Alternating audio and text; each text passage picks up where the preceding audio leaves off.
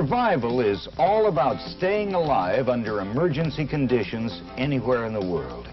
Survival is not just for the camper, climber, or pilot. It's for everyone, young and old, because anyone can be confronted by a survival situation.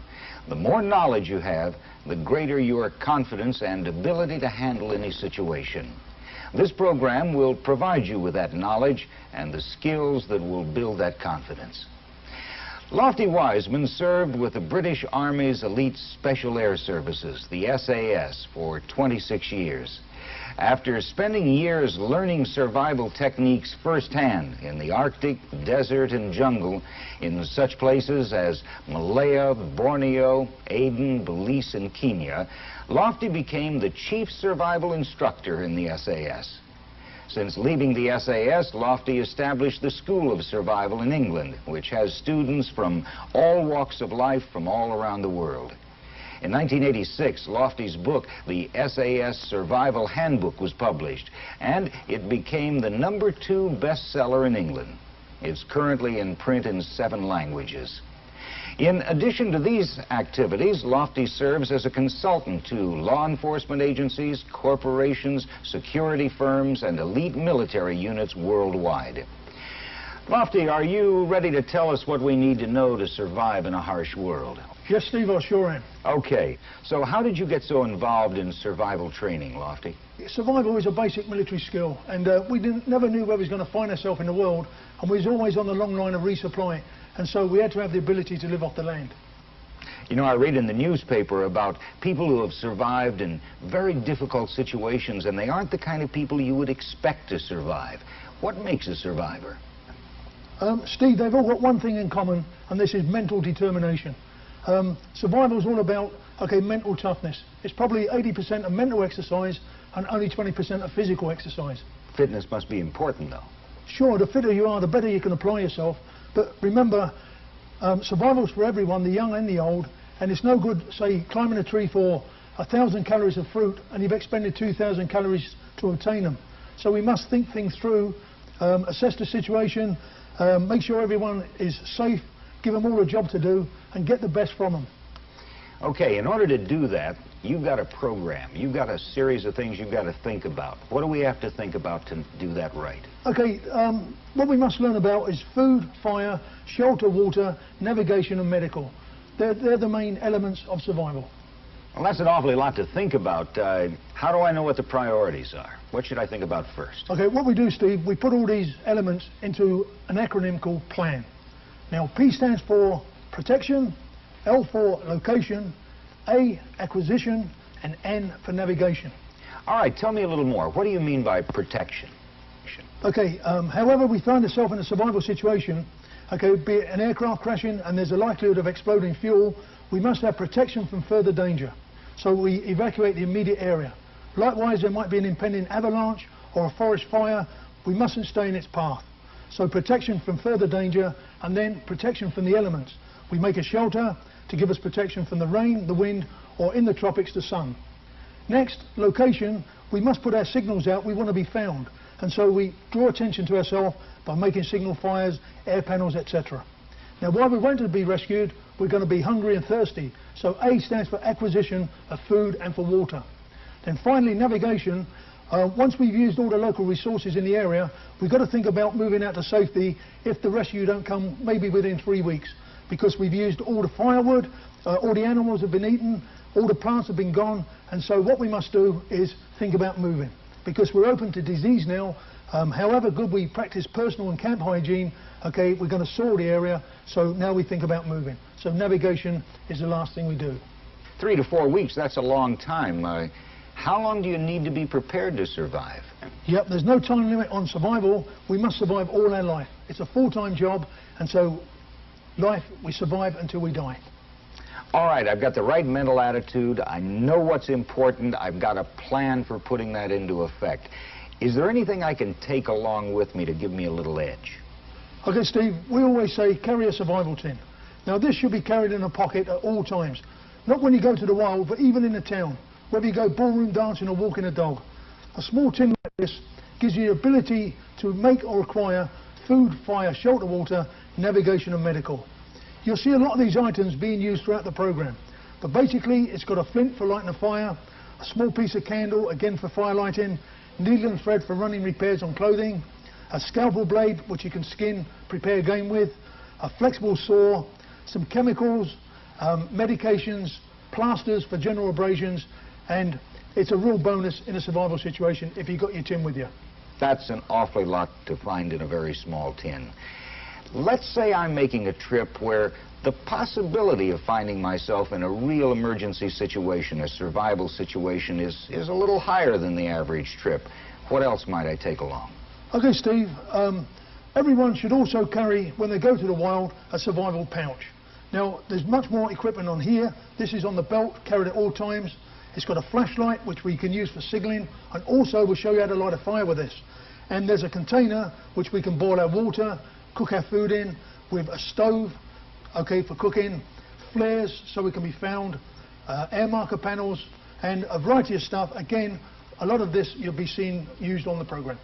Okay, out of all of this equipment, what's the single most important piece of survival gear? Steve, you must have a knife. Okay, this is a small folding lock knife, and so it's got a positive lock on it.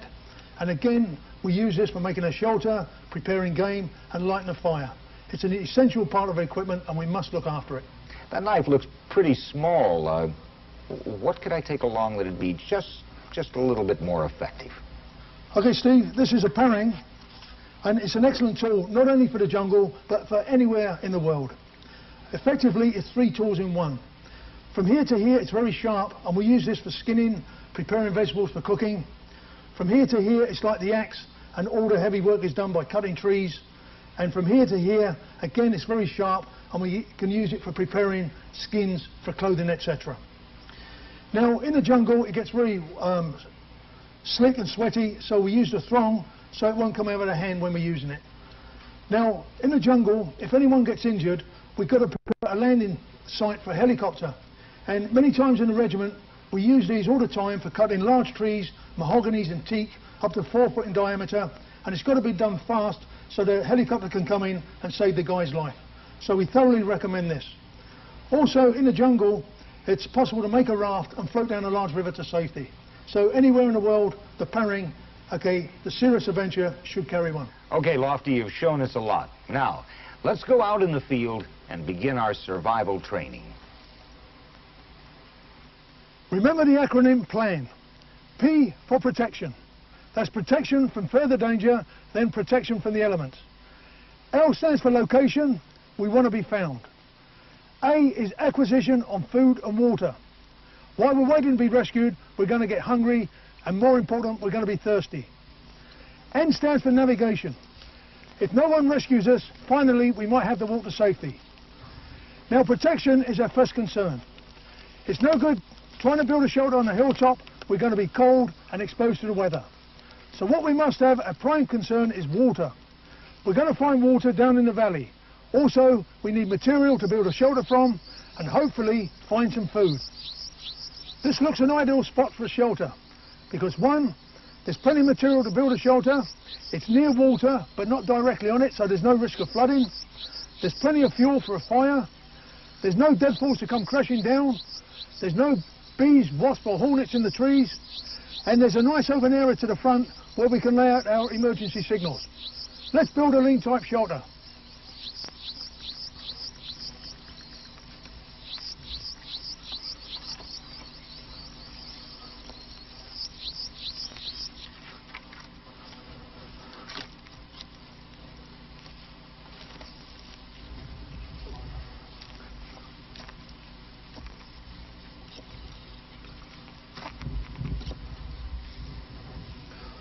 Okay, for a start, what I've done, I've put a crossbar between 2 trees and about 4 foot high.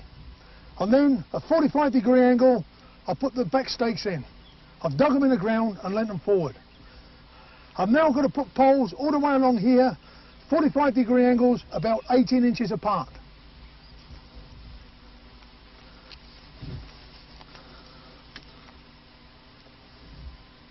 Now I've got the vertical ones in, I've got to put the horizontal sticks in. Now the spacing depends on what I'm going to use for thatch.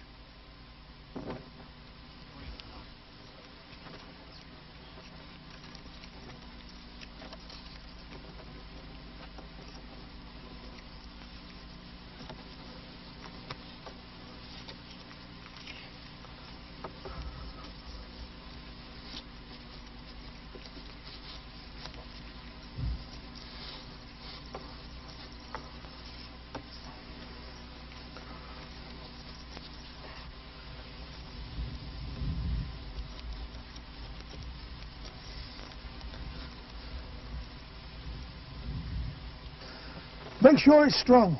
Remember, weave the horizontals in and out the verticals to lock them in place. It must be strong because this is going to protect you. Now what seems like a shortcut, ultimately it takes more time in the long run. If this falls down or lets in the rain, we've got to rebuild it. So let's do it right first time. There are many materials we can use to thatch the shelter. Grasses, rushes, even mud. In this case we're going to use pine boughs. Okay, we start from the bottom and we start building it all the way across and then overlapping until we've covered the frame. We must ensure we put lots of this on to keep out the rain.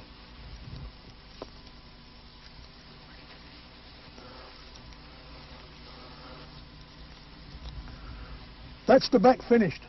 Now we've ensured there's no holes in it and it's thick enough to repel any rain. The 45-degree angle is also very important. Now we can improve this further by filling in the sides. What we do is exactly the same as the back. We angle in verticals and we intertwine the horizontals and then we thatch it. Now this gives us more room. We can stow our firewood there, we can put equipment there, and it also stops the wind from whistling around the sides. We can further improve on this by putting on the front porch. This is easily done. Just angle in 2 sticks, put on the crossbar,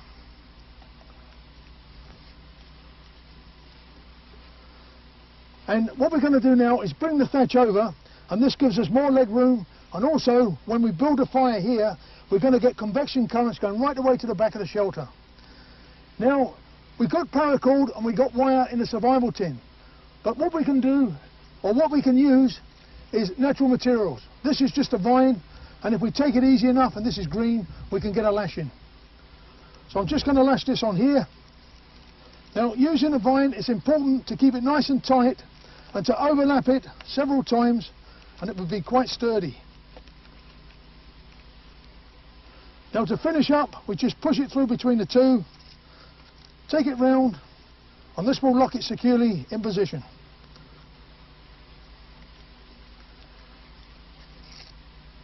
Now I've got a good strong shelter, I don't care what the weather does.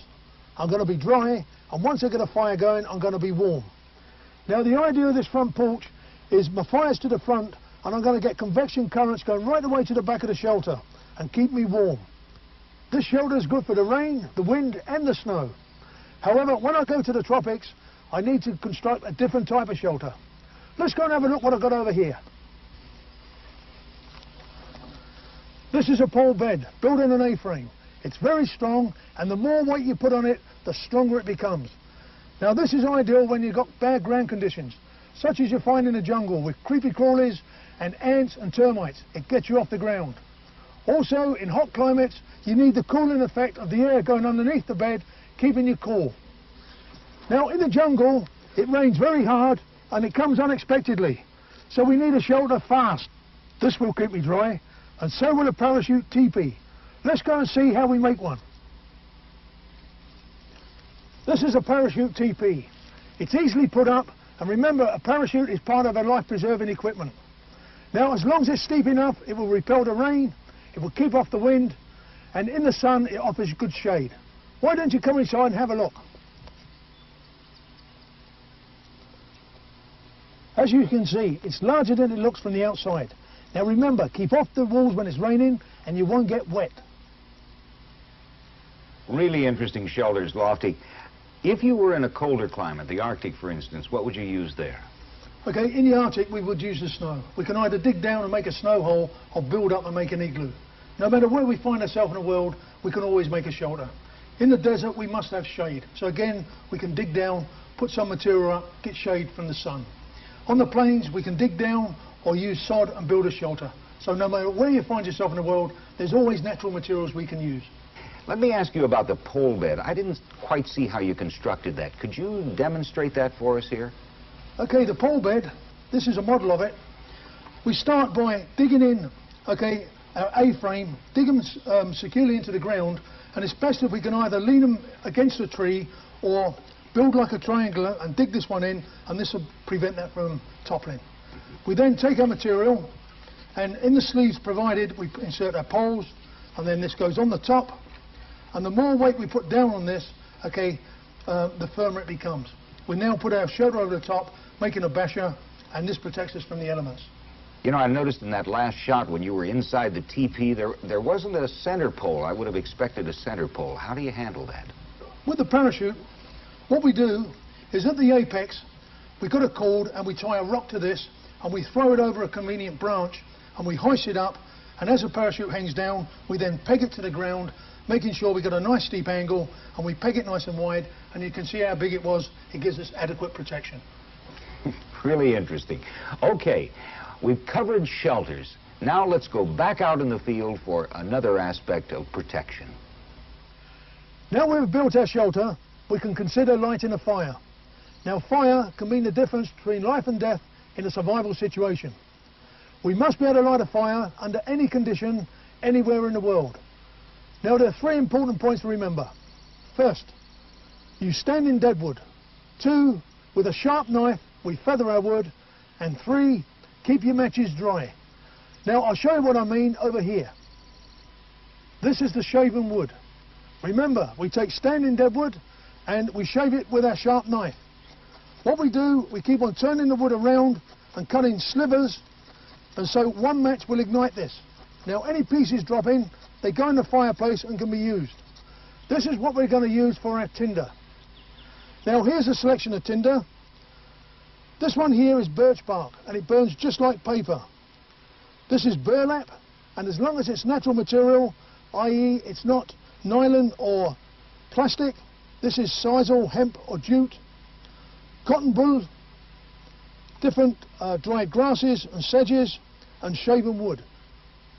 Pine resin is an excellent way of lighting a fire. Just collect it and use it like a candle. Also, if you lose the filling, the resin can be used to plug the gap, and when it reaches the moisture of the mouth, solidifies and acts as a temporary filling. Remember, good tinder takes the merest of sparks to ignite. We've got our tinder arranged now, and we need one match to ignite it. Let's have a look at some different types of matches. Don't carry matches like this, as it's only a matter of time before they get wet, either through sweat or from the rain. This is a waterproof container, and it contains waterproof matches. However, these matches must be struck on a special surface, and this is on the outside of the container. So although the matches are dry, if this gets wet, it renders the matches useless. This is the ideal container. Again, it's waterproof, but now it contains strike anywhere matches. It has also got a flint on the base of it, and we'll show you how this is used in a minute.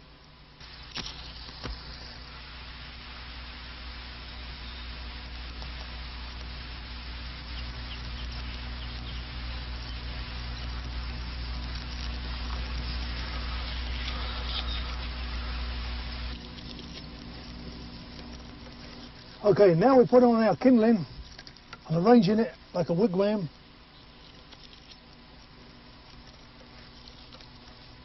And it's as easy as that to light a fire.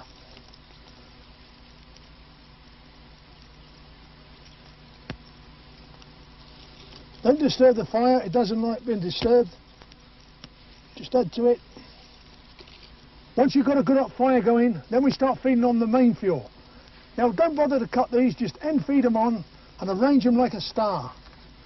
This way they would catch. The fire's burning merrily, we can do all our cooking, we can boil our water. As the fire dies down and we don't need to cook, we just separate these slightly, and this way we're going to conserve our fuel. Now you can see how easy it is to light a fire as long as you follow those 3 basic rules. 1, collect standing deadwood. 2, shave it. 3rd, keep your matches dry and in a proper container. Now it's all very well when you've got matches, but if you've got no matches, there's other methods we can use. The first one we're going to show is the magnifying glass. Use the glass to intensify the sun's rays. Get as small as dot as possible and direct it onto your tinder. In this case we've got some cotton bud, and also burnt wood is ideal. Another method of lighting a fire is using a flint from the survival tin. Arrange cotton, shave your wood as before, and use your knife, scrape the flint, ignite the cotton, and then put this on top. And away she goes. This is a magnesium block with a flint to the back. In difficult conditions, we can shave magnesium off the block, collect them on our tinder, and then use the flint to ignite the magnesium. Now you see how readily that burns. Remember, aircraft are made out of the same material. Another way of lighting fires is using chemicals. Take the potassium permanganate from the survival tin and pour a small pinch of it here. Add a pinch of sugar, mix it together, and we can ignite this using friction, spark or glycerine.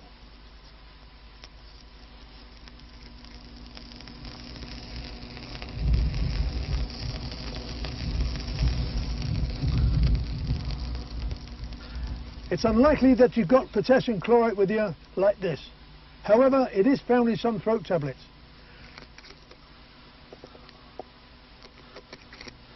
As before, we add a pinch of sugar. Now sugar is the oxidizing agent. We mix it together, and now we can ignite this either by spark, friction or sulfuric acid.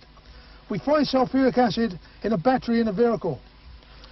In this case, we're going to use a spark.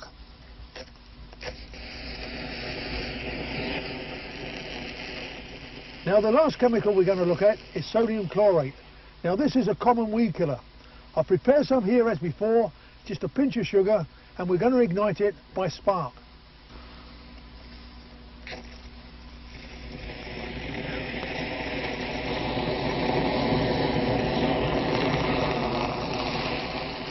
As you can see, this burns very fiercely and must be used with extreme caution.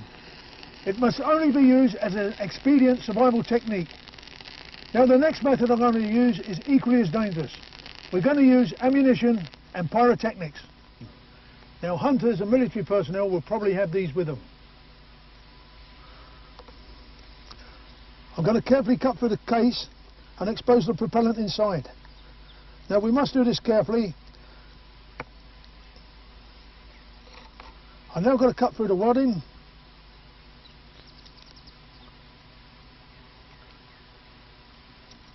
And now I've exposed the powder. We tip some of it out, and this is what I'm going to ignite.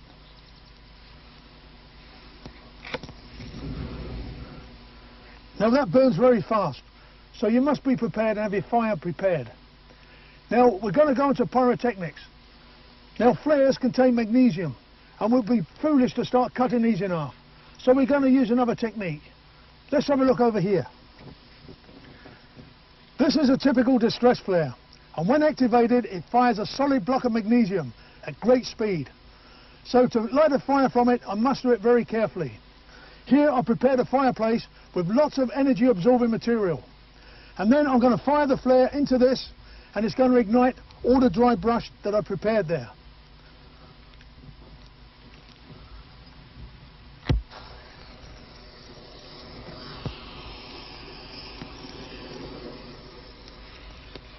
As you can see, it's very effective.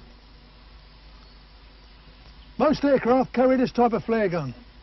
We can light a fire with it exactly as we did before, but remember, there's more energy in this cartridge, so we must be very, very careful.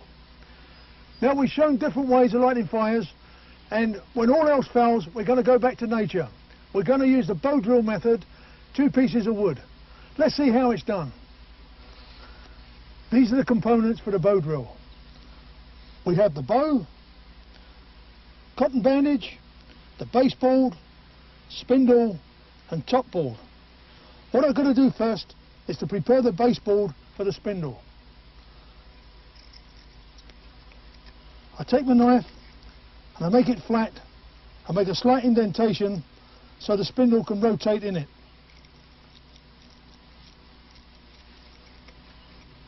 Now the principle behind this is the basewood is soft and the spindle is hard. So once we located it in its socket and rotated it with the drill, the hardwood, it grinds away to the softwood, and it's important to cut this keyway in to collect the very fine tinder that is generated. The more pressure we put on the bow, this starts glowing just like a cigarette end. We transfer it to our tinder, and then by blowing we get a flame. Now as you can see, that took a lot of time and you must practice it. Let me give you a few more tips on lighting the fire. Remember, in the survival kit we carry a candle. Now when you light a match, always light your candle first, whether you're going to light a cigarette, your stove, or start a fire. And what we do, we use this under the fire. As soon as it starts going, we recover the candle, put it out, and we only use a small piece of it. Now we can take pine resin and make a candle. It burns exactly the same, and is an excellent way of lighting the fire. Now a piece this size will burn for about 20 minutes. Knowing how to light a fire is not enough. We must practice it. We must be confident before we find ourselves in a survival situation that we can light a fire. Remember, now we've got a shelter, we've got a fire, we are protected. The next thing we've got to worry about is being found. Lofty, you made starting a fire with a flint and steel look so easy. How did you do that? Steve, it really is easy, even when wet. Okay, using a striker, a downward movement like so. Have a go. I'm sure you do it. Think I can do this, huh? There's some cotton wool. Okay. Let's get the right side there. Let's do it. We'll try it again here. Yep. There you go. And there we go. And we got fire. It's as easy as that. Okay. Okay. Now, you said also not to cut into the magnesium flare. What was that about? Okay, this type of aerial flare, there's a rocket motor here, and there's a magnesium block here. Now, cutting into it could cause friction, and it could go off, causing serious injury and burns. Also, if you fire this on anything that's solid, it will bounce back, again causing injury. So when we lit the fire from it, we dug a hole, we lined it with energy-absorbing material, like dry leaves and grasses, put all our tinder at the back, prepared our fireplace, and when we fire this into it, we look away, the ball of magnesium goes out, ignites our tinder, it starts the fire. If it hits anything solid, it will bounce back and can cause serious injury. So never cut into your flare, and prepare your fireplace carefully if you're going to use this to light a fire. Okay. You also mentioned starting a fire with a flashlight. Right. Okay, this is the flashlight we used. If you go back to the field, we'll show you how we done it. Okay. You can use your flashlight to start a fire. Now a useful tip is at the base of the flashlight, carry 4-0 steel wool and spare bulbs. Also, keep the last battery around the wrong way. This way the torch won't go off accidentally in your pack. Turn it round to use it. And the way I'm going to light a fire using the torch is I remove the reflector, and across the two terminals I'm going to short circuit the battery using the steel wool. Prepare the fire, bridge the terminal with a wire wool, and add some of your chemicals to the side. Then turn on the torch.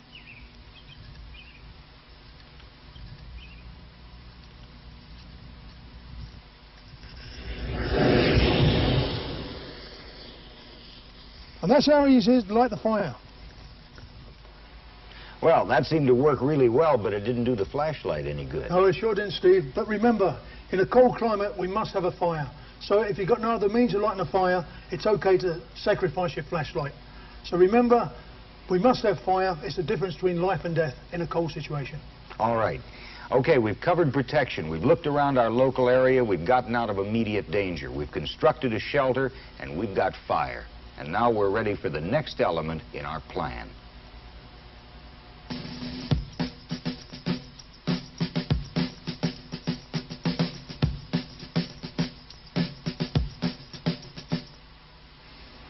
In the first part of our outdoor survival program, Lofty Wiseman told us about a plan for survival. And we learned that protection is the first priority. Safety from immediate danger, constructing a shelter, and starting a fire. Now we're ready for the next step of our survival plan, location. Lofty, what do you mean by location? Okay, Steve, what we must do is put out ground air signals in the hope of being found.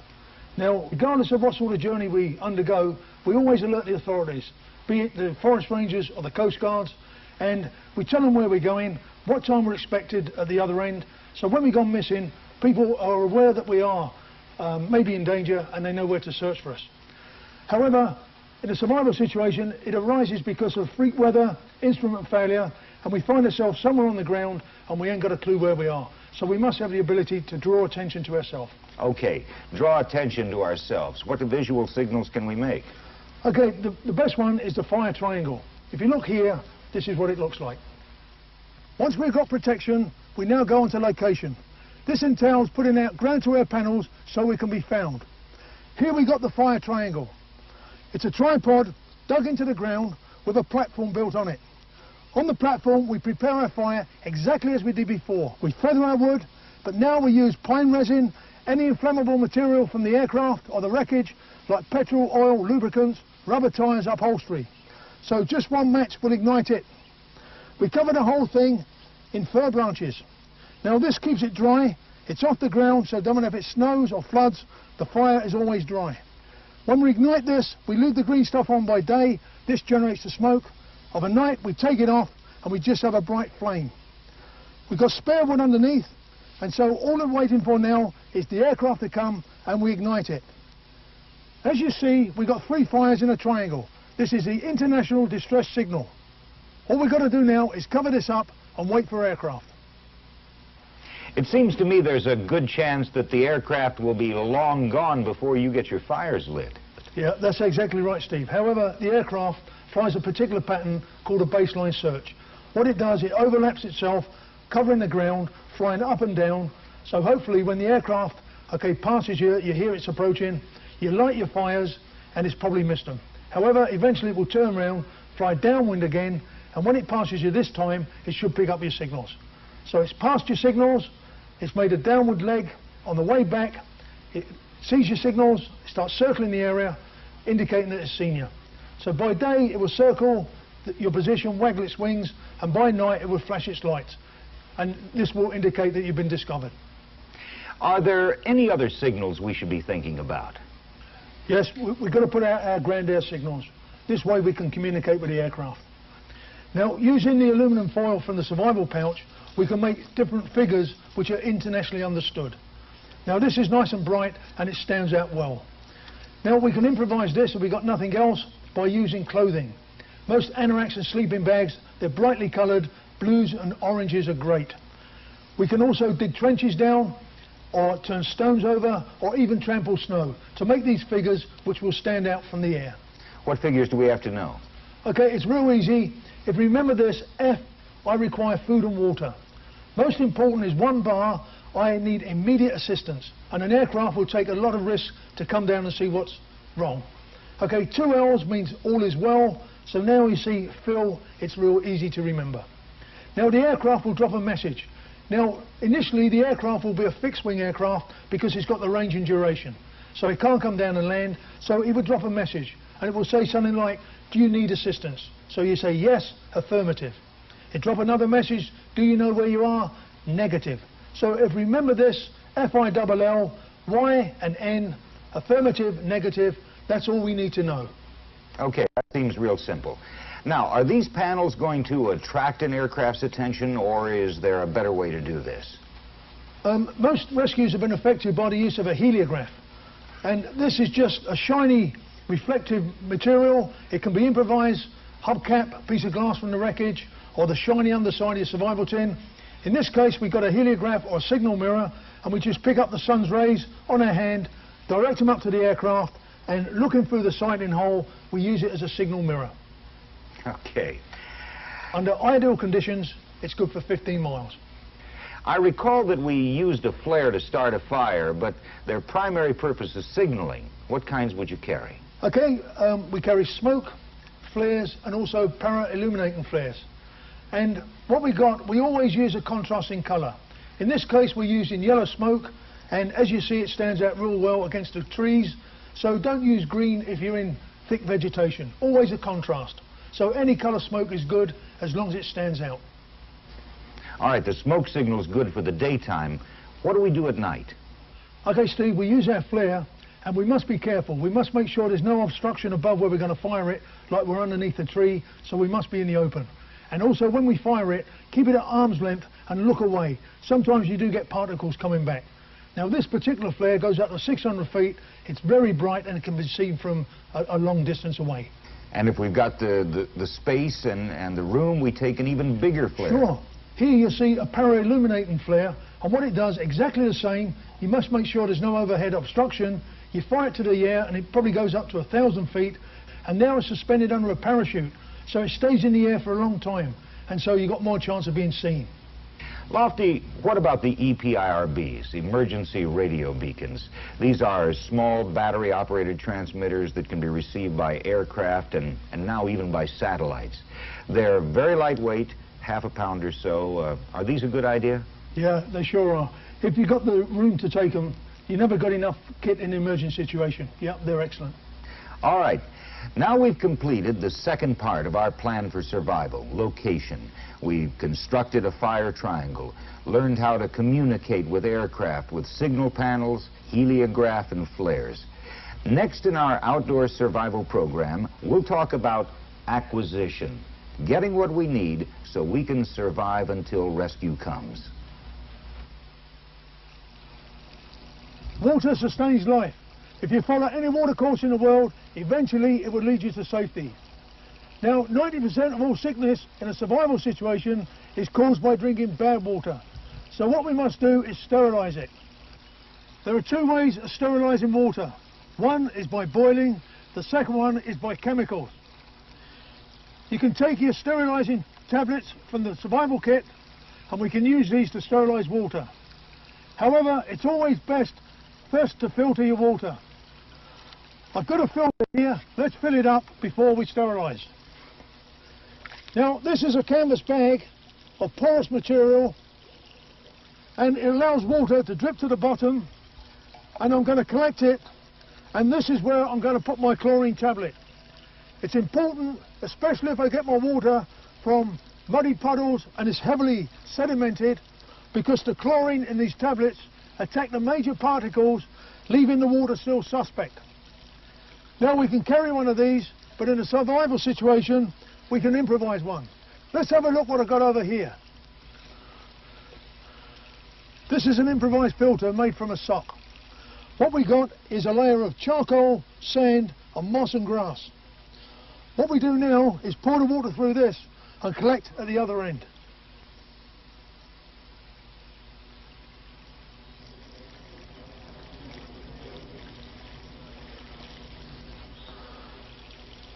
As the water is filtering through, we collect it at the bottom.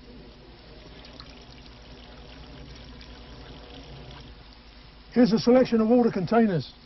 This one was specially developed for special forces and is ideal for the base camp. To get water, we just press against the side. Here we have water. This one is a bladder which can be filled up and carried.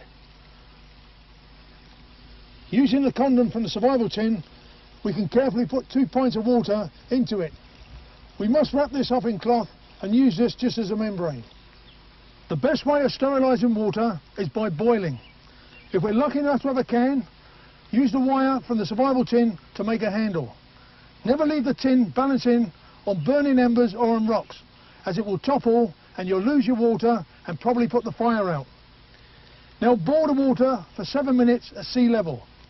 For every 1,000 feet of elevation, add another minute. Potassium permanganate is a good way of sterilising water. The small container like this from the survival tin is good for sterilising 300 gallons of water. Now it's important that we get the colour just right. If I don't put sufficient in, the water will still be suspect. If I put too much in, the water becomes caustic.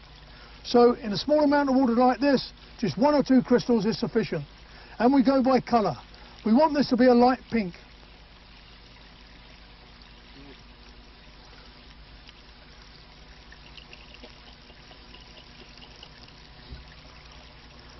That's just about the right colour.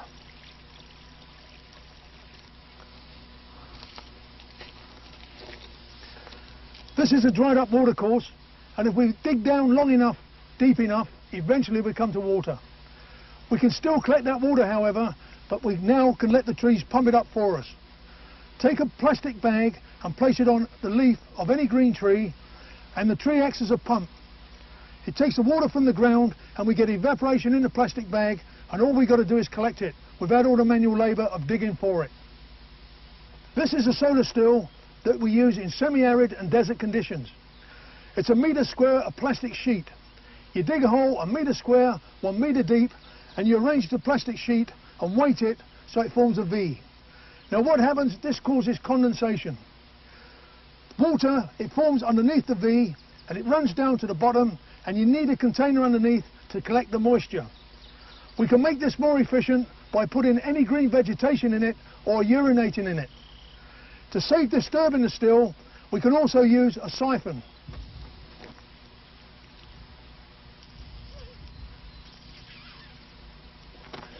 Now with a siphon, you can take the water exactly when you need it.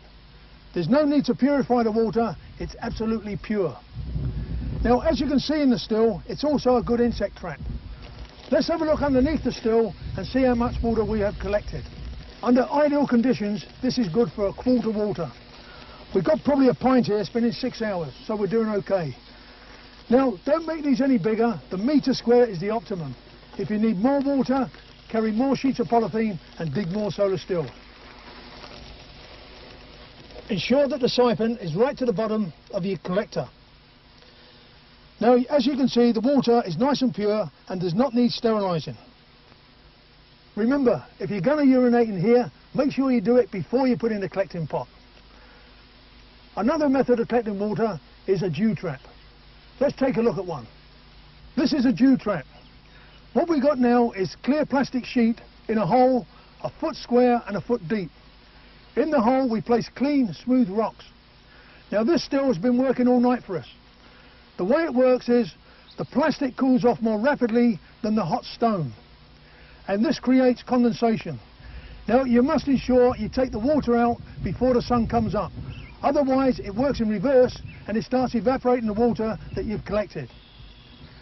Still using the sun, I'd like to show you now a solar still inverted. Here we've got a source of suspect water.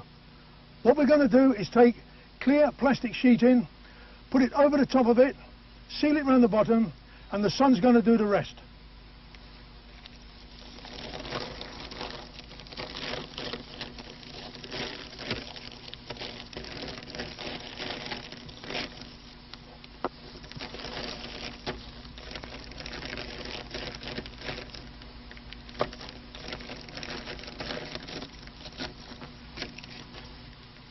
With all these solar stills, we must use clear plastic sheeting, not the dark variety. In this case, I'll put a pebble in the centre of my plastic sheet, I've tied it around to form an anchor point, and I've suspended it from a convenient branch.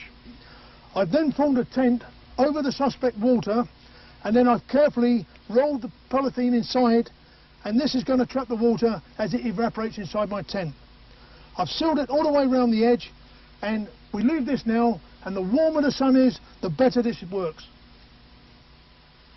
Okay, Lofty, I understand how the solar still works, but tell me again how you get the water out.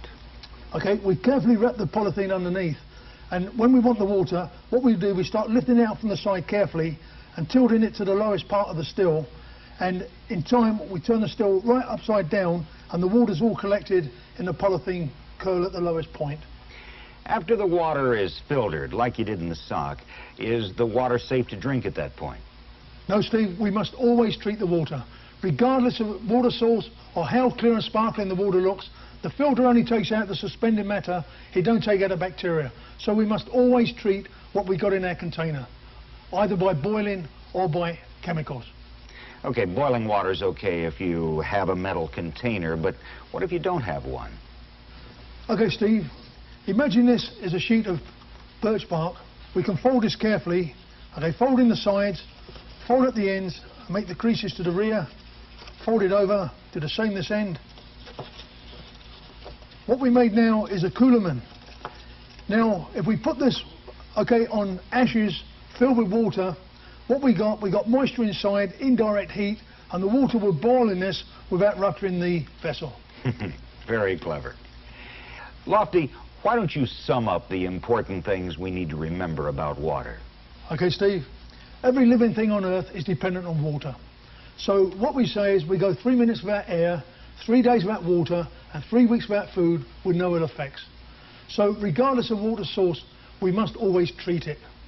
Now, if we've not got any water, we just don't eat, because it takes all our body fluids to assimilate the food. And fats and proteins are the worst. And also, appetite will suffer, so if we've got no water, we don't eat. However, if we've got water, a plentiful supply of good water, we can eat just about anything. And in tight situations, it's been recorded that people have eaten their leather boots and they got protein from it. But you must have lots of water to digest it and for the body to assimilate the food. Okay, let's hope we don't have to eat our boots. You've mentioned food. Now, what kinds of food are we going to find in the wild? Okay, Steve, in the wild there's a variety of foods, and it starts with the nutritional ladder. Right at the bottom we got plants. Now it's just a matter of recognition and picking. They're not going to run away. And then we build up fungi, slightly more nutritional value than plants. Insects, probably the first living thing an injured person can get are insects. Above insects come fish. If you're lucky enough to be by water, we've got the fish in the water. And then finally, game. Pound for pound, we can't beat meat. Of all the plants available, some are edible, some may even be poisonous. How can we tell the difference? Okay, with plants, and it's only plants, we've got an edibility test. This is the edibility test. We pick a fresh specimen, and first we use the senses. Feel it, it might be prickly or hairy, and this will indicate what it is. Next, we crush it and we smell it. There may be a familiar smell like mint or garlic. This will also indicate what it is. We then take a small portion and we place it underneath the tongue, and this is where the flavour buds are. Now, if there's any discomfort like a burning or stinging sensation, discard it, you've got a poisonous plant. There are two poisons in the plant kingdom, and they're both accompanied by the same sign, i.e. a burning, stinging sensation. Now, one is water soluble, one is not. So with nettles, when we boil them, we destroy the toxin and they're safe to eat. If we do the same with rhubarb leaves, we concentrate the poison. Now, if there's no discomfort, we chew the same piece and we put all the juice around the mouth and we spit it out. We wait a further 5 minutes, and again, any discomfort, discard the test. Finally, we swallow the same specimen, and now we wait 5 hours. If there's no ill effect, we can say that plant is safe to eat. However, it's a long drawn-out process, and it's so much easier to identify some of the common plants, so let's go and have a look and see what we can find. The bulrush is an excellent source of nourishment.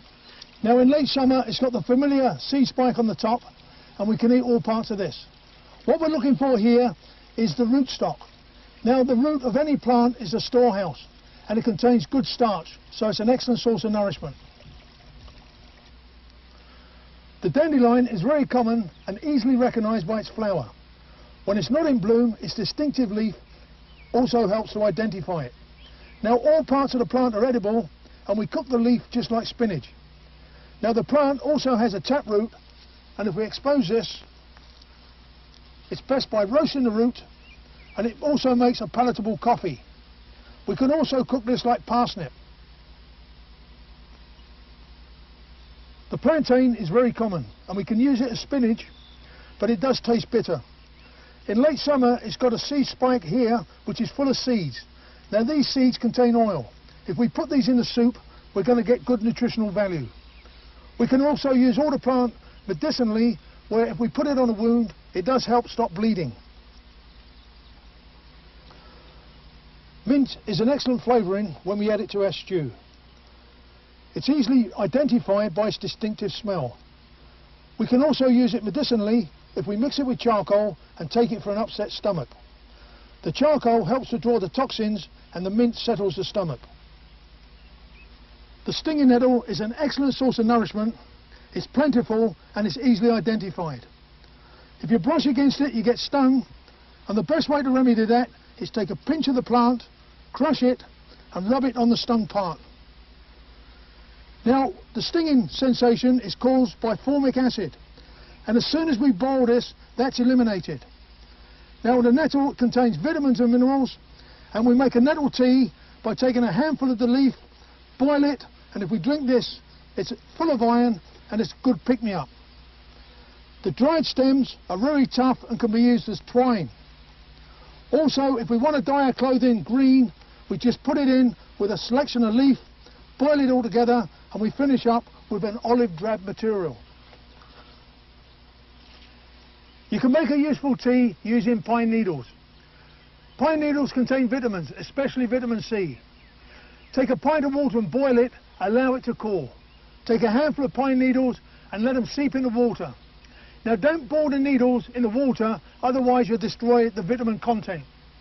Now when you're feeling weak and lethargic, try some pine needle tea because it acts as a stimulant and a tonic. It's a pick-me-up. Also, while you're by the edge of a wood, have a look around, you might find some useful fungi. Fungi come above plants on a nutritional ladder. Pound for pound, they got more nourishment. However, with plants, we've got an edibility test. With fungi, it must be one of positive recognition. If you're not sure, leave them alone. Now, fungi is just a plant without chlorophyll, so consequently, it must feed on dead or decaying matter. Now, the big drawback with fungi is some are deadly. Just here, we've got the worst case, the Amanita phalloides, or the death cat. Now, this has got the following characteristics. It's got a vulva, it's got a ring, it's got white gills. Now, the season for this is summer, late autumn. You never find it in pastures or meadows, only in or around woodlands. Now, there's three bad things about this fungi. One, it smells of raw potatoes, so it's a familiar smell. Secondly, it tastes sweet. Thirdly, and the worst case, nothing happens after eating between 5 and 18 hours. What it is a series of alkaloids, and when it mixes with your body chemistry, it sets up toxins. And these are distributed in every cell of the body. So you must get medical attention quickly. The Amanita phalloides accounts for 90% of all fatalities due to fungi poisoning. The first living thing an injured person in a survival situation can obtain are insects. They are plentiful and give us good protein. Things like worms, ants, termites are excellent eating. Every primitive tribe in the world, they recognise this fact and they consider them as delicacies. Here we've got an anthill, and if we just dig down, we can obtain the ants. What we do is get this, put it in water and let them float to the top, skim them off, then we boil them, and ants contain formic acid, just like nettles, and boiling gets rid of this toxin. Lofty, you told us that we need to boil nettles to destroy formic acid. Do we need to then drain off the water, or can we drink that too? No, Steve, it's important that we do drink the water. Okay, it's a contact poison and heat destroys it. And so what we're getting in then, if we drink all the water, is all the minerals and the vitamins, all the nourishment, and it acts as a tonic. So it's important that we do drink the water. You also mentioned soluble and non-soluble poisons. Can you expand on this? Okay, well, in the case of, say, nettles, taro, and a lot of other roots, unless we boil them, they are toxic. But the poison is destroyed by heat. And so we must make sure, whatever we're going to cook, that it is edible. Because if it's not water soluble, like rhubarb leaves, what we do is concentrate the poison and make a lethal poison. And so we must know what we're cooking. And if it's water soluble, no problems, heat destroys it. But if it's not, it just concentrates the poison. Okay, got to have some knowledge here before you go ahead. Lofty, the thought of eating insects is pretty disgusting to most of us. How hungry do you have to be? Well, after a couple of days, you start looking forward to anything. Now, in the case of a worm is 75% of the highest protein available. And it's just a matter of, okay, digging for them, finding them. And I don't expect anyone to eat a worm as it is. So what we do, we purge them for 24 hours, i.e. we put them somewhere where they can't eat, so all the waste passes through them, and then we dry them, either in the sun or by the side of a fire. And they go real hard, just like bacon rind. And then we grind this up into a powder, and we can then add that to our soup or our stews, and we get all that nourishment. And so we mustn't overlook anything. Now, in places like the jungle, you find termites. Now, termites, we can break the nest down, okay, put it in water, and all the insects float to the top with their eggs. We skim these off, and we can boil these and cook them. Also, we can hang a piece of the termite's nest above the water, and as all the insects fall in the water, they're ground baiting it, they're attracting all the fish. And so then we start baiting our hooks with the termite's eggs, and then we can start pulling the fish out. And also with a termite's nest, we can place it on the fire, and it gives off a real thick smoke, so it keeps all the other flying insects away like mosquitoes, and it keeps the fire burning all through the night. So there is a real good place for insects in survival. Every primitive tribe in the world, they realize this and they consider insects as delicacies. Well, I hope I never find myself in a situation where I have to resort to your insect recipes. But if I do, I'm ready. Okay, so far we've talked about the acquisition of water and some kinds of food, plants, fungi, and insects. I'm much more interested in acquiring fish and game, and that's what we'll talk about in the next part of our outdoor survival program.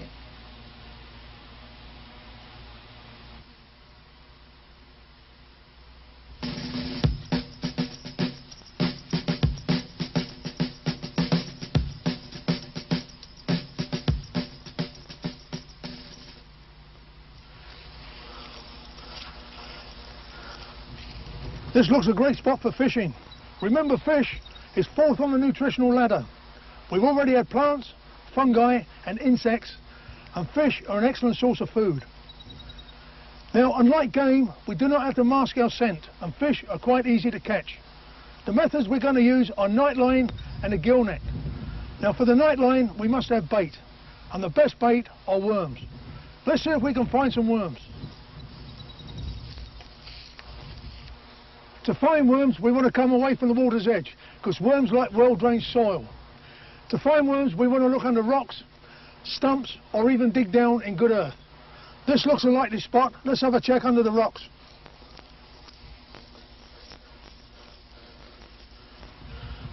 Okay, there's a worm. Now, fish like worms because 1, they're full of protein, 2, the movement when they're in the water attracts them, and 3, they're plentiful. Let's go and bait our nightline.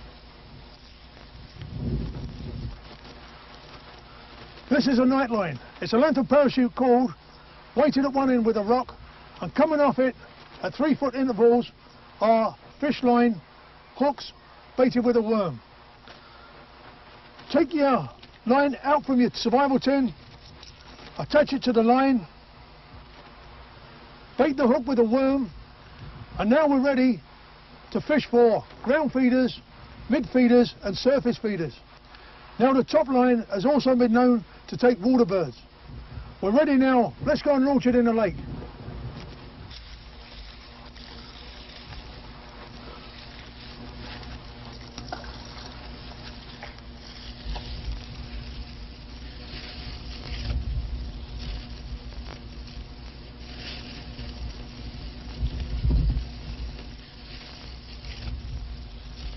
Make sure it's securely anchored because we're going to get a lot of fish on this line.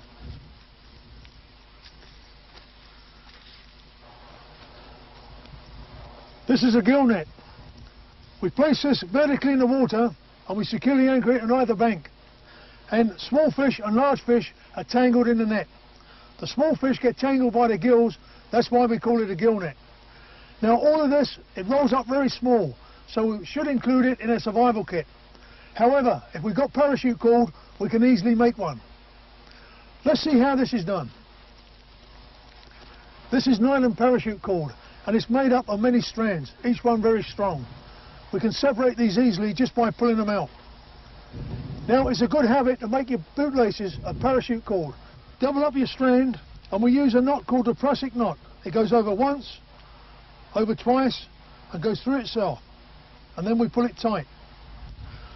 We want to aim for 1.5 inches between knots, so we space them out on the top cord, pull them together and draw them tight.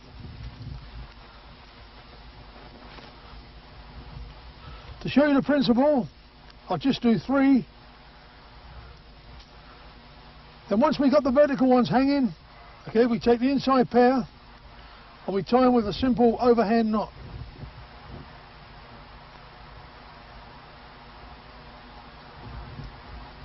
What we want to try and do is get about 1.5 inches between knots. Then we take the next pair, overhand knot.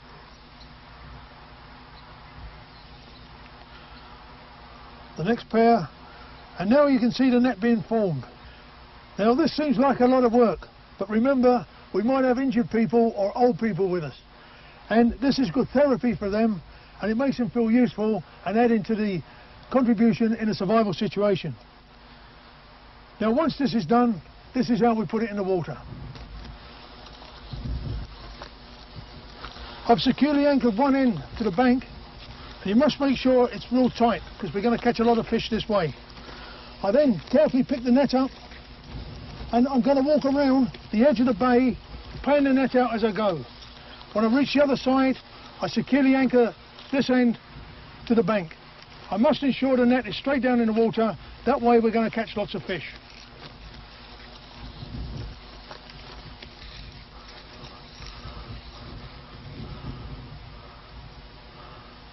Okay, the net is not tangled. I'll let it sink to the bottom there. And I'm going to securely anchor it to this root here, making sure it's real tight. I've checked the net to make sure it's straight down in the water. If we leave this now, I'm sure we're going to catch a lot of fish.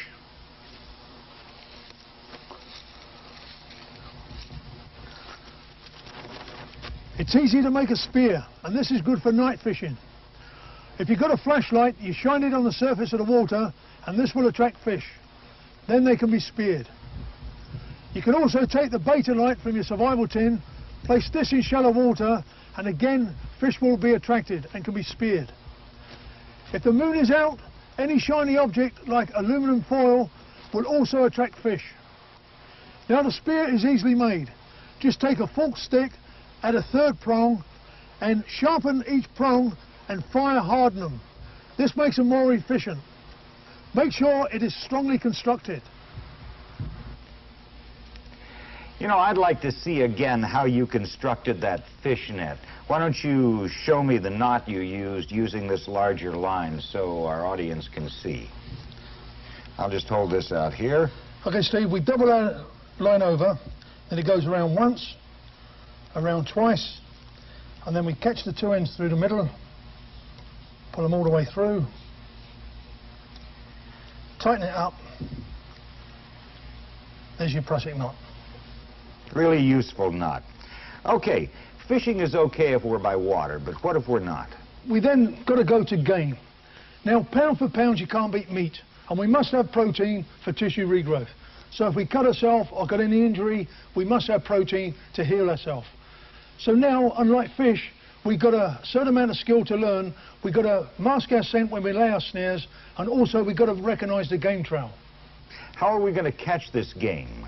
Steve, we use a snare, and for small animals we catch them by the neck. This is called a strangle. To make it more efficient, we bend down a twitch, make a mechanism, so when the animal goes in, it takes it up in the air, so now we've got a dangle. For larger animals, we can drop a rock on them. This is a mangle, and in the case of the fishing net, the fish swim into it. It's called a tangle. So we use mangle, dangle, tangle, and strangle. And what if we don't have any snares in our survival kit? They're very easy to make and easily improvised. We can use our bootlaces, string, wire, and all we've got to make is a running noose. Okay, let's go back out in the field and see how snares are used. What we're going to use is a simple snare. We take the wire from a survival tin and we make a running noose. Size of this depends on the type of game we're going to snare. Now, rules for snares is, for small game, a fist wide, 4 fingers high, and securely anchored to the game trail. The hardest thing is to recognise the game trail and find out what sort of game is in your area. Down here, I've got a snare set. Here's the game trail, and here's the snare set.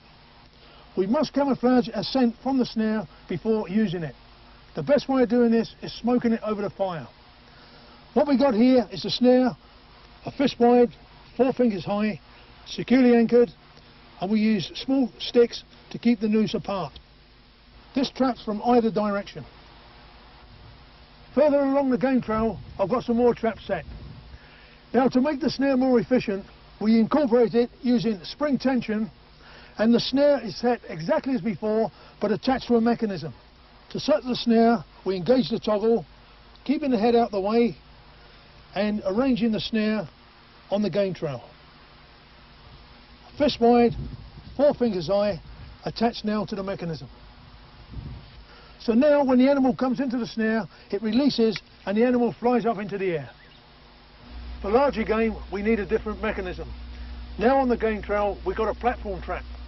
Again, using spring tension, we have the trigger mechanism, and this locks under the top bar, which is held in place on the game trail by 2 forked sticks. The bottom bar prevents this trigger bar from flying upwards. Now on the bottom bar we build a platform,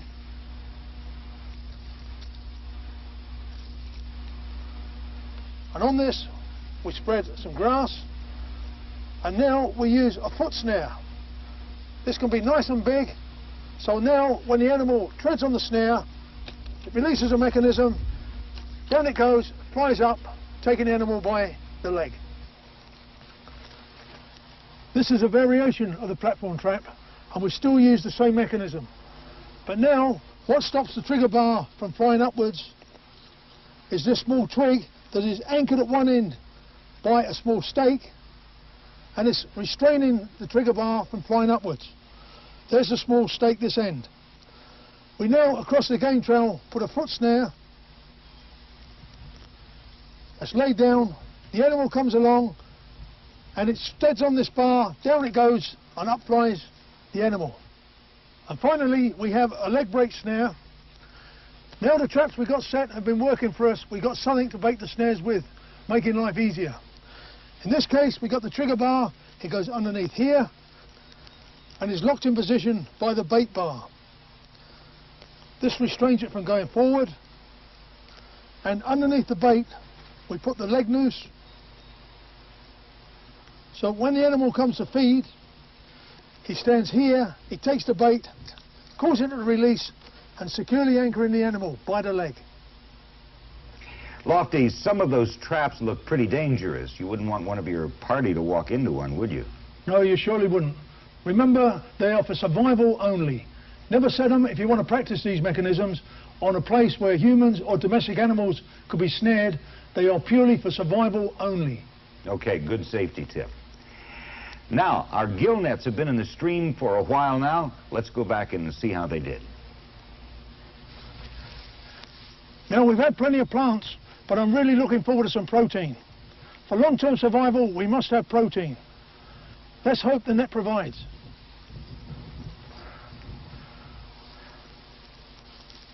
Yes, we got a good snack in the net. Once one fish has swam in, leave the net because they attract others. Now we must check the net at first light, noon and last light. Night lines are devastating. We've got a few fish on here. Now they don't look very big, but remember, small fish, if you get enough of them, they are a meal. You can also use the real small fish to catch larger fish. A sprat to catch a mackerel.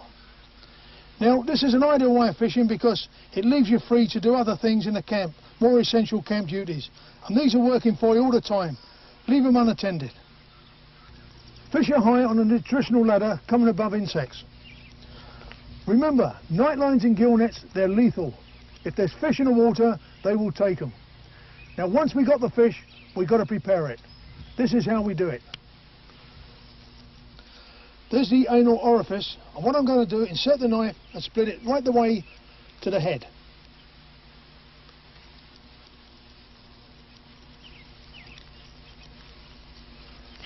Open up the fish. It's important to look in the stomach of the fish and see what it's been feeding on. This gives us an indication of what to bait our night lines with.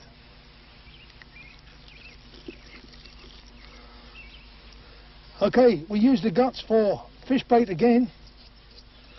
And also when we prepare the fish, there's no need to remove the scales. The way we're going to cook the fish, it's best to leave the scales on. That's the fish cleaned. Small fish are done exactly the same way, from the anal orifice right the way through to the head.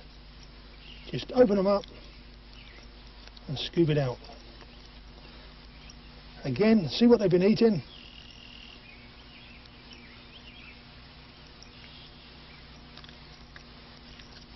That's the fish cleaned. Now fish under 2 inches long, there's no need to clean them. While we're by the river, we might even find ducks. Let's see how we prepare them. There are 2 ways we can prepare the bird. We can start by plucking it, and this is long and tedious, or we can skin it. So all we need to do is take a pinch of the skin and cut here. Insert the hands.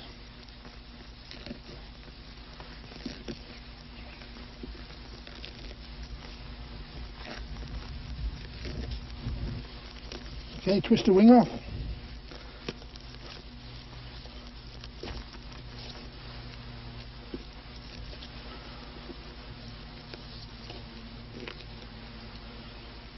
Put it all the way down the leg.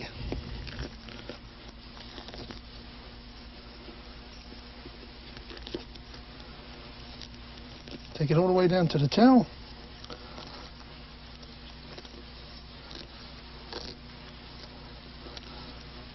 Just twist the tail. And you've got a cut here. Just run the back.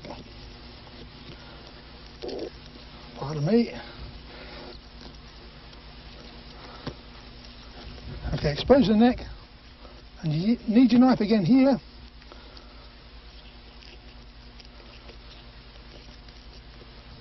Now we skin the bird, now we're going to gut it. Now we must do this carefully, because some birds, like crows, which are carrion, because of their eating habits, they might have salmonella present in the gut. So we must make sure we don't puncture it.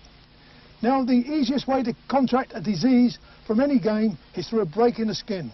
So if you've got a cut, make sure it's covered. Once the meat has been thoroughly boiled, there's very little risk. Let's see how we got the bird. Take a small pinch, put the fingers in. Okay, expose the gut, then take that cut round the line of the ribs. Here we see the liver, and in here is the gallbladder. That small organ there, that's what we want to nip out first. Now take out all the gut.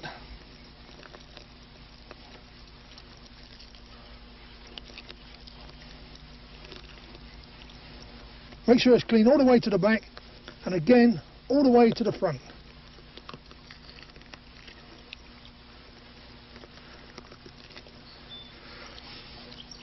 The bird is now clean. I'm now going to show you how to dress a rabbit.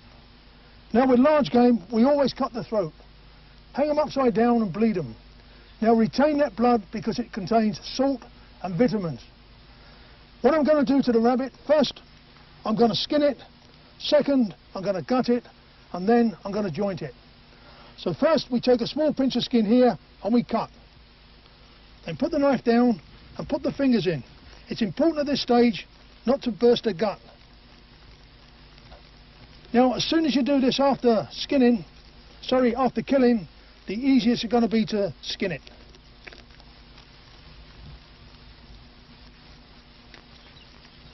All the way around the back.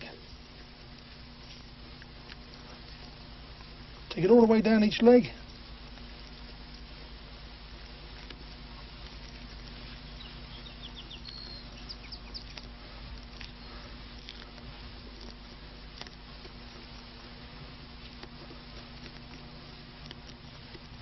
Okay, pull it all the way to the neck and take out the front legs.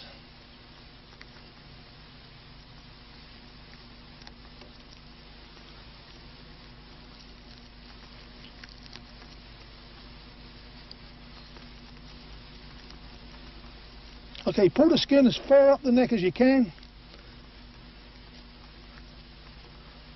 and then just take the neck and turn it, screw it around, it separates.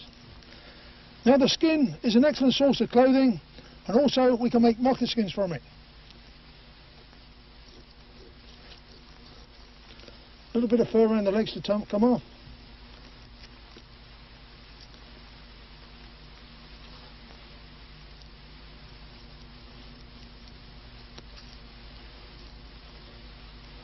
Okay, once we got the skin off, the next step is we're going to gut it.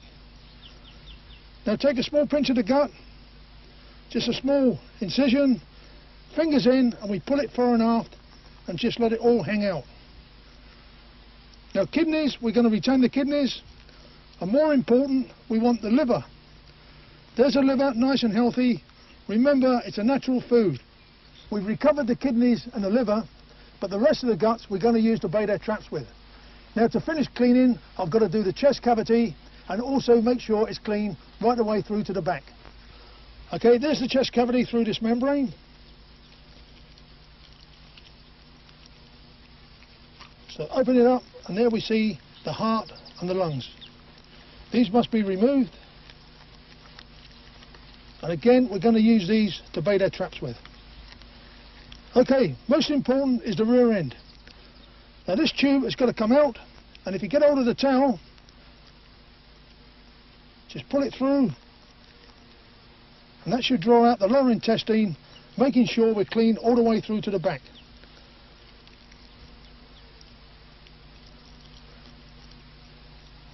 As you can see, there's a lot of flies around the animal. This is done on the trap lines, not in the camp. We must keep the flies out of the camp. Okay, what we're going to do now is remove the feet. Just take the animal, be careful here because these bones are real sharp. Just snap them off, twist them, and they come off. Now the back legs, they've got a tendon, so we need a knife to cut through. So what we do is snap the bone, expose the tendon, take the knife and cut. The animal is now clean. What it needs now is a good wash in the river.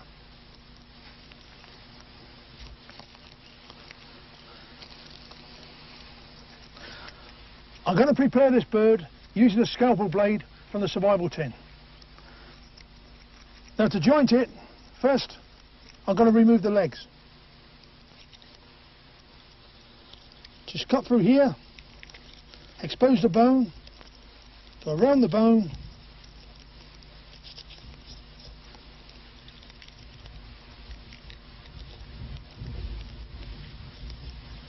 one leg. Do the same with the other leg. Expose the joint, get around the joint,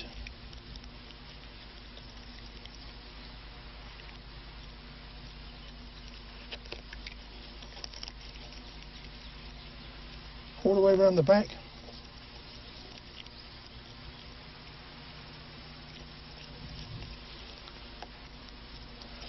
Okay, the neck we're going to put in the stew, so we just snap it back, cut through it.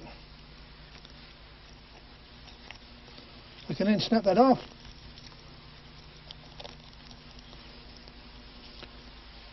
Whatever we got, we always cut it in half. We eat our immediate needs and the rest we preserve. Now the best way of preserving meat is by jerky. This is thin strips of lean meat, no fat on at all, and we smoke it. Cut thin strips, no more than a quarter.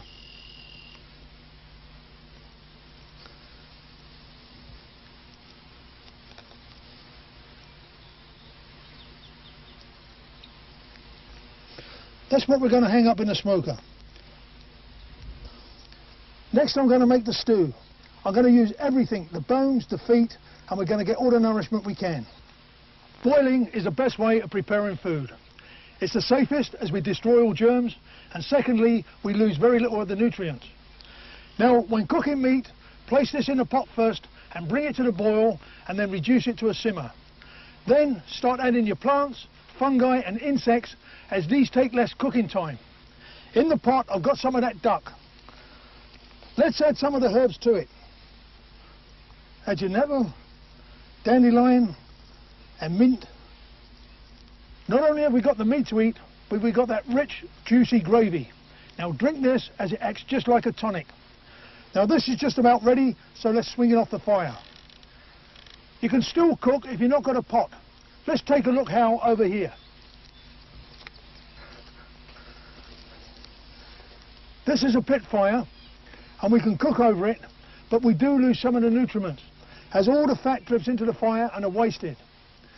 Now this fire, it's a hole lined with stone and it's fuel economical because the stone absorbs the heat and we cook in the embers. We can cook rabbit and fish in the same method. A nice way of preparing fish is baking it in clay. This is why we don't take the scales off it. Lay your fish on clay and then start wrapping it around the body, and this completely seals it. We then place it in the embers of the fire and give it 20 minutes. The fish will be cooked to a T, and when we break the clay off, all the scales and skin will come with it.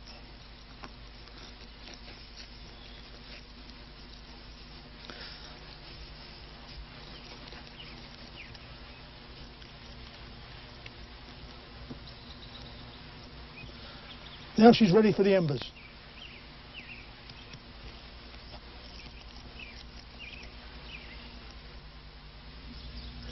The carp looks done. Let's have a taste.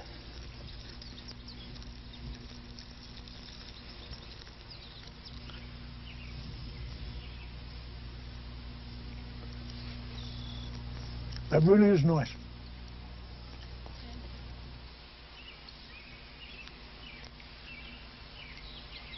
I'd like to introduce you to a nice way of cooking called a hangi. We dig a pit in the ground and we light a fire. On top of the fire we put rocks. Now these rocks get white hot and they fall in the pit. On top of these rocks we're going to put whatever food we've got to cook, and then I'm going to put saplings across, some sheeting, and then I'm going to bury it. We'll come back in an hour and a half and we've got a real tasty meal. Now it's so hot in there, everything gets cooked in its own juice. We can also boil water in there without a container. I'll show you that later.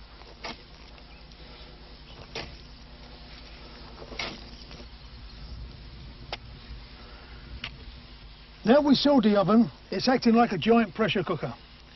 Now I mentioned we can boil water. This is a rubber bag and you fill it with water, place this on the stone with your food. In an hour and a half this water will boil. Now because we got indirect heat with no flame and there's water on the inside, this will not burst. So an hour and a half the water will be safe to drink. This is a smoke teepee. This is how we make our jerky. Remember, we take lean strips of meat, they must be fat-free, about 1/4 inch thick and as long as you wish. We can also cure fish inside it. We skewer the meat on wire, hang it across the centre, and we have a good hot fire at the bottom, and on top of this we put hardwood leaves, oak being the best. This generates lots and lots of smoke, and it dries the meat and it coats it with smoke, and bacteria can no longer penetrate the meat. Now we must do this for about 18 hours. As long as we keep the jerky dry, it would last indefinitely. Let's take a look inside. Bacteria can only survive in a 3% or more solution of moisture. So what we've done here, we dried the meat so there's no more moisture. We've also coated the meat with a film of smoke which contains chemicals, and this prevents bacteria from penetrating it. So as long as we keep that jerky dry, it will last us indefinitely. Now if I start with a pound of meat and we got 500 calories, by the time I've finished, I've got half a pound of meat, but I've still got 500 calories. So it's an excellent survival food. Let's take a look what the hangi's doing. Okay, start by removing the dirt from the middle, otherwise it'll all collapse in. Put it well out of the way.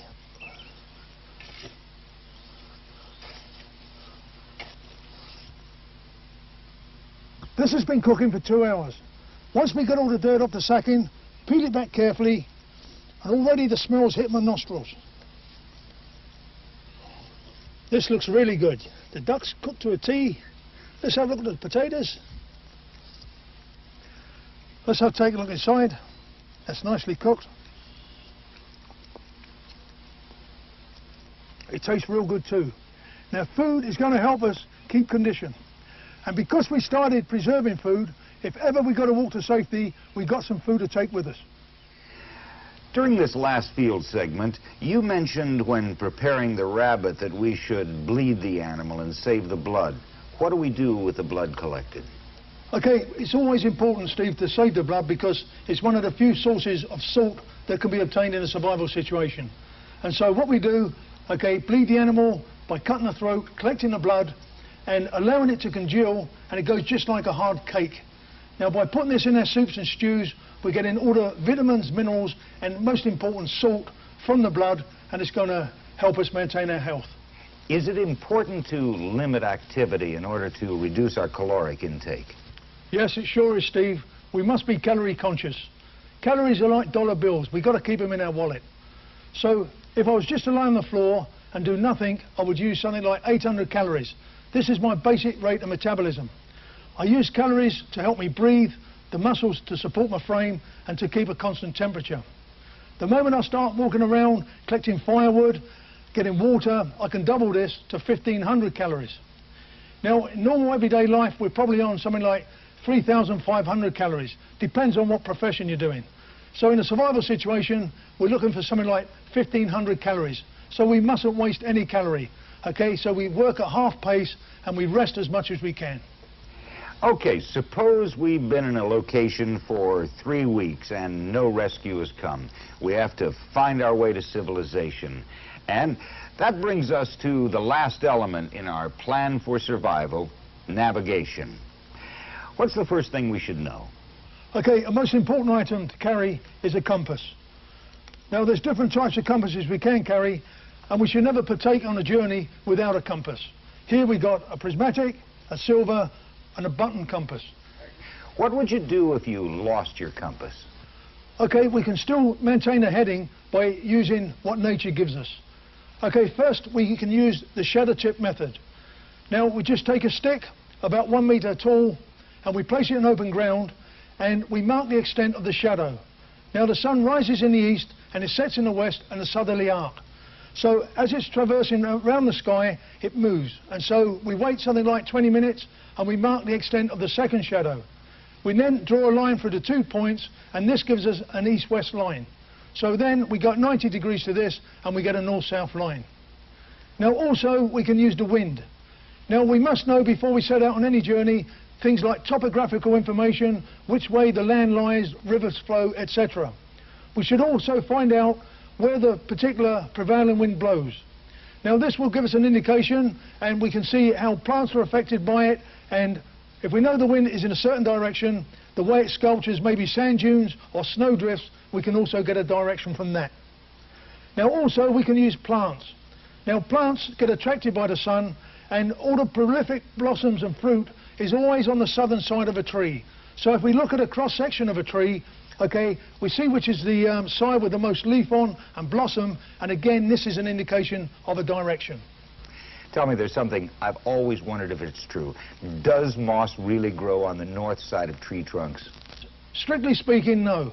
But the lone tree in a meadow, okay, where it's not influenced by anything else, if there's going to be anything like a shade-loving organism like moss, it will be on the damp side of the tree, i.e. on the north side, because the sun on its travel from east to west always travels in a southerly arc, so the north side is always going to be in the shade. If we needed to, could we make a compass? Yes, we can, Steve.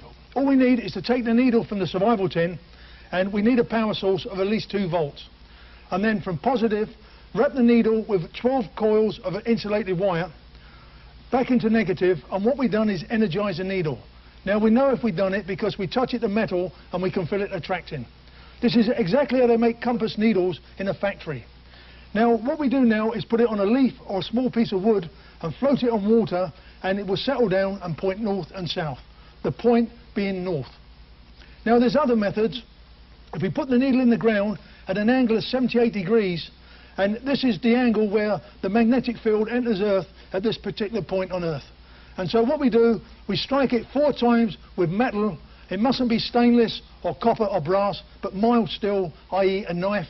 And what we've done again, we've taken advantage of the magnetic field, we've energized the needle, and we've aligned all the molecules of the needle, and again, when we take it out, the point will point north.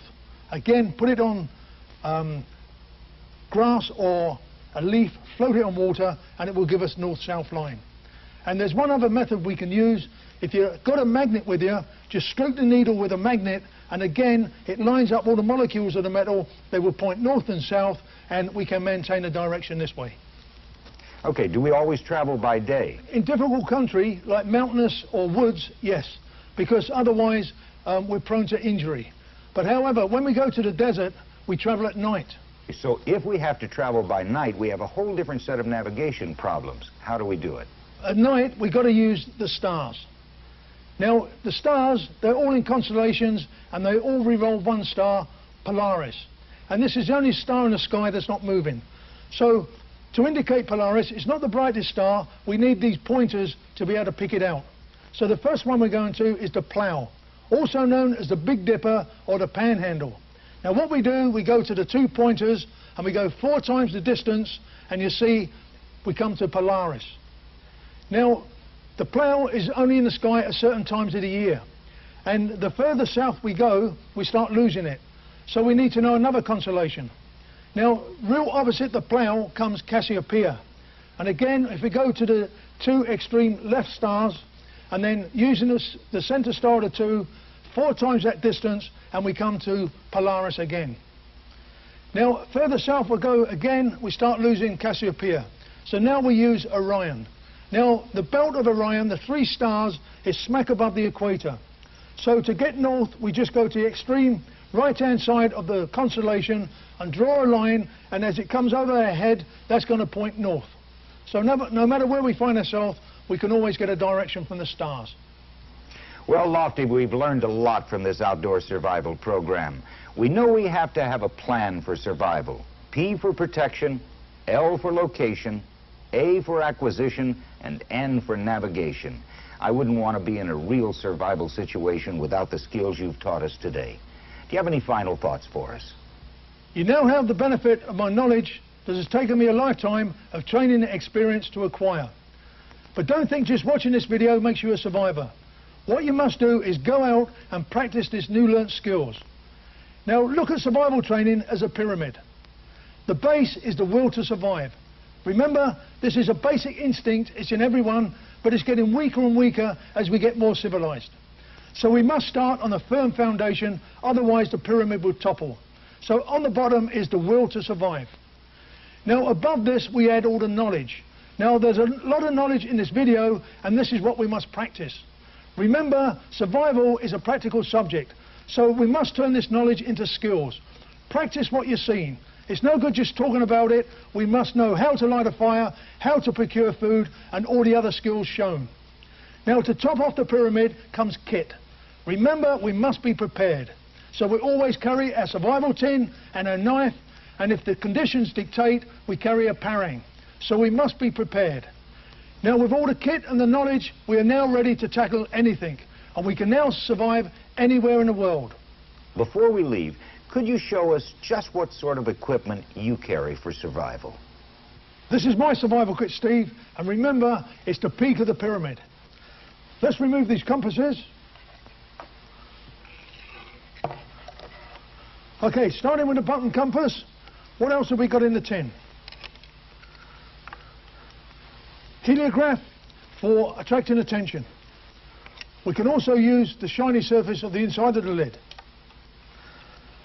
The flint and steel for fire lighting, what you've already seen.